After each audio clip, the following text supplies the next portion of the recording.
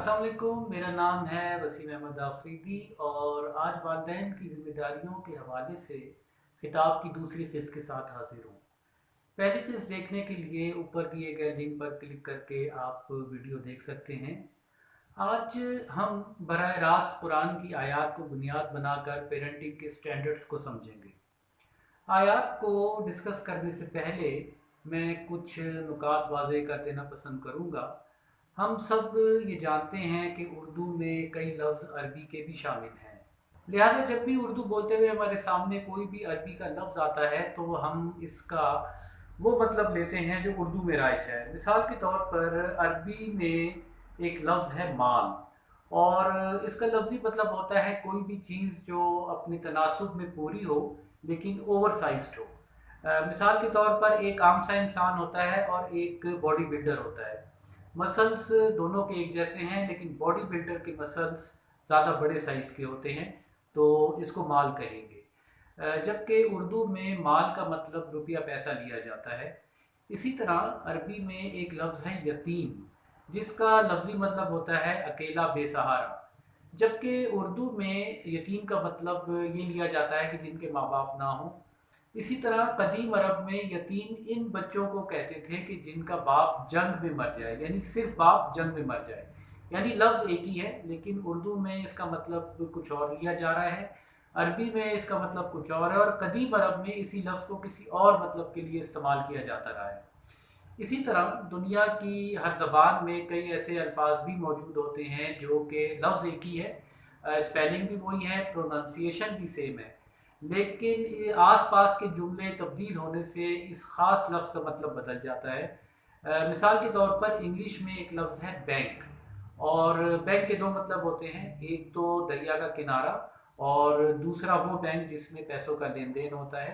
लिहाजा जब भी जुमले में बैंक बोला जाएगा तो आसपास के जुमलों से ये वाज़ेह करना पड़ेगा कि किस तरह के बैंक की बात हो रही है। मिसाल के तौर पर अगर कोई शख्स कहे I am going to bank, तो इससे बात वाज़ेह नहीं होती। लिहाजा पूरा जुमला इस तरह से बनेगा कि I am going to bank to fish, या फिर I am going to bank to deposit money. बल्फाज दीगर कुरान के मुख्तलिफ मकामात पर आयात का मतन किसी भी लफ्ज़ के मायने को नुमाया कर रहा है। इसी तरह कुरान में कई मुकामात पर लफ्ज़ यतीम, अकेला और बेसहारा के मायने के तौर पर भी आया है, और हक़ तो ये है कि दुनिया का हर इंसान यतीम ही है। अकेला पैदा हुआ है, अकेला ज़िंदगी गुजार रहा है, अकेला मरेगा और अकेला ही अपना हिसाब देगा। रोज़े आखिर अल्लाह ताला सारे रिश्ते ख़त्म कर देंगे, क्योंकि दुनिया के रिश्ते सिर्फ़ एक दूसरे के लिए आजमाइश का सबब हैं और कुछ भी नहीं। अब हम आते हैं बराह रास्त कुरान की तरफ। अल्लाह ताला फरमाता है यतीम के माल की तरफ मत जाओ। हमने अपनी पहली किस्त में ये वाज़ेह किया था कि बच्चा दो तरीक़ों से सीखता है, एक तो वो जो हम इसे सिखाते हैं, और दूसरा वो जो इसका रब इसे वही गैर मतलू के ज़रिए शऊर देता है। हम बच्चे को दुनियावी आदाब सिखाते हैं, और जो कुछ अल्लाह ताला बच्चे को देता है वो माल है, यानी शऊर दुनियावी अदब व आदाब से कहीं ज़्यादा बेहतर है, और इसी से ज़िंदगी जीने का ढंग आता है। और इस मौके पर अल्लाह ताला बच्चे को यतीम इस वजह से कह रहे हैं क्योंकि वो अकेला है और सिर्फ अपने सरपरस्त के ज़ेर असर है। लिहाजा जो माल अल्लाह ताला इसे दे रहा है यानी शऊर, तो इसके पास भी नहीं जाना है। और इसका बेहतरीन तरीक़ाकार ये है कि बच्चे को ऐसा माहौल दिया जाए जिसमें रहते हुए बच्चा अज़ खुद अपनी सलाहियतों को निखार ले। और इस ज़िम्न में हमें ईमान कामिल होना चाहिए कि इसका रब इसके साथ है और वो बच्चे के लिए ज़्यादा बेहतर सोच सकता है। कुरान के मुताबिक पेरेंटिंग का एक वक्त होता है।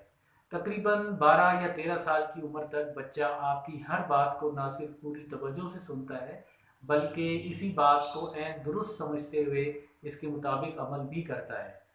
और इस दौरान आप अपने बच्चे को इसके बारे में जो भी कहेंगे तो वो अपने बारे में वही राय रखना शुरू कर देता है, और जब वो वक्त निकल जाए तो पेरेंटिंग ख़त्म, और अब बच्चा भी माशरे का वैसा ही फ़र्द है जैसा कि सब अफराद।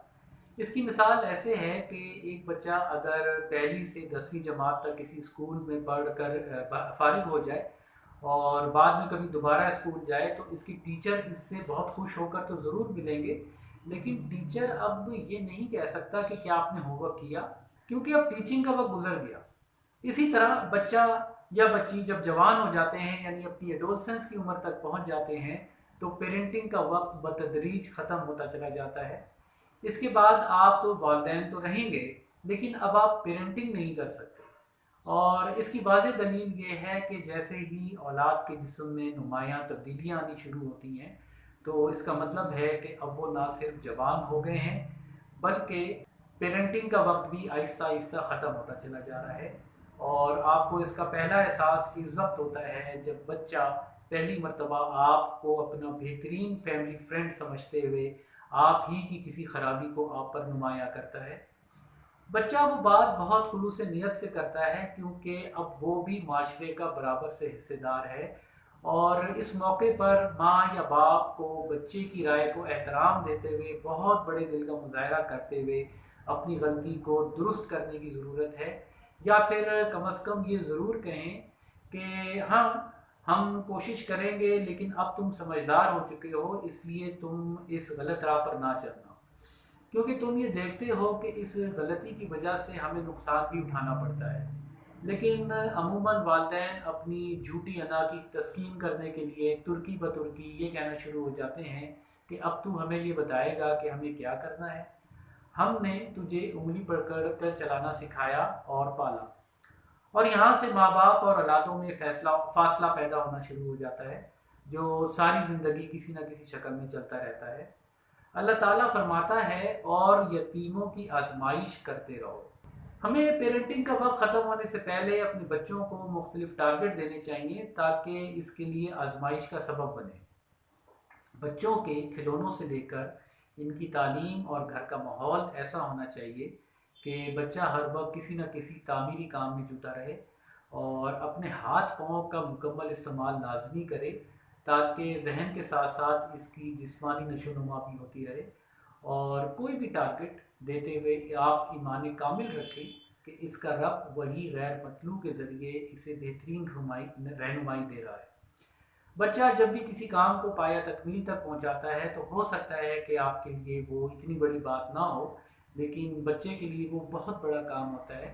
اس لیے بچے کی ہر چھوٹی سی کامیابی پر پہلے سے انکریج کریں تاکہ وہ مزید انرجی کے ساتھ آگے بڑھے۔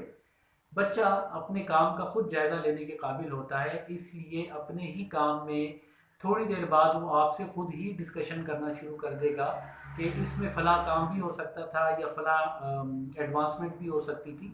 تو ایسے موقع پر آپ اسے خود کہیں کہ ہاں اگر تمہیں نظر آ گیا ہے تو اب مزید بہتر چیز بناؤ۔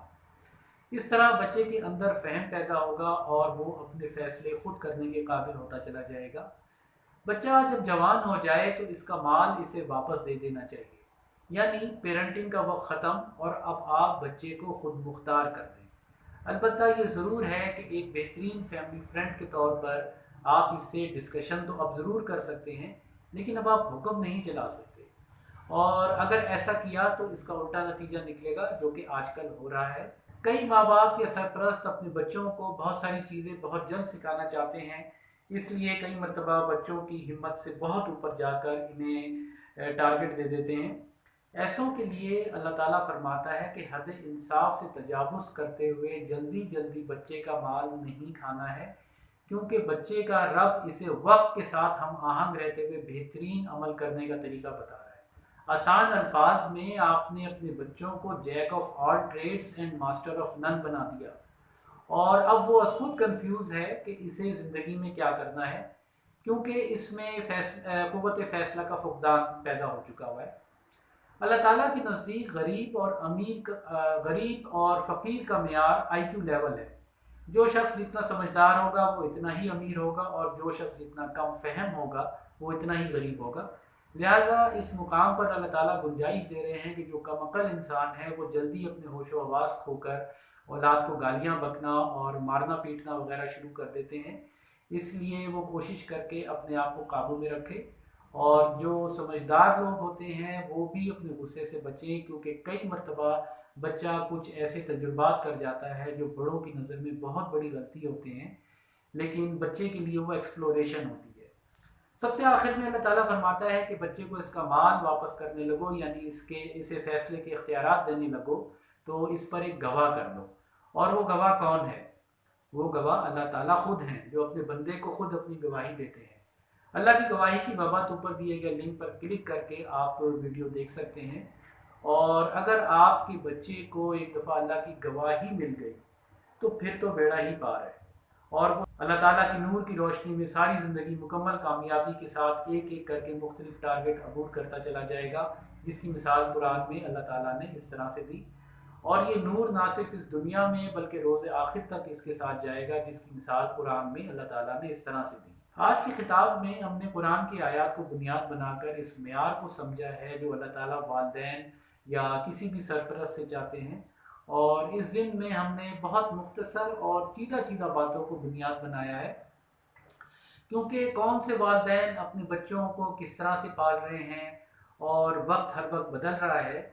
वैसे भी पेरेंटिंग अज खुद 12 या 13 साल की शब व रोज़ की मेहनत है, लिहाजा इस दौरान बच्चों को कैसा माहौल देना है। और इस खिताब को सुनने के बाद अगर आप अपने रवैये को बदलते हुए अपने बच्चों के लिए कुछ नए फैसले करना चाहते हैं तो वो भी आप ही बेहतर जानते हैं, बाकी अल्लाह ताला हिसाब लेने के लिए काफ़ी है। एक ख़ानदान अपने अंदर पूरा माशरा होता है, ताकि एक नस्ल अपने मरने से पहले दुनिया को अगली बेहतरीन नस्ल देकर मरे। और हमें इस बात को समझते हुए ख़ानदान की अहमियत की कदर करनी चाहिए। अपने अगले खिताब में हम इन आयात पर गौर व फिक्र करेंगे कि अगर हम इस मेयार को अपने सामने नहीं रखते जो कि आज अल्लाह ताला ने बताया है, तो फिर क्या नतीजा निकलेगा। इस वक्त तक आप सब पर सलामती।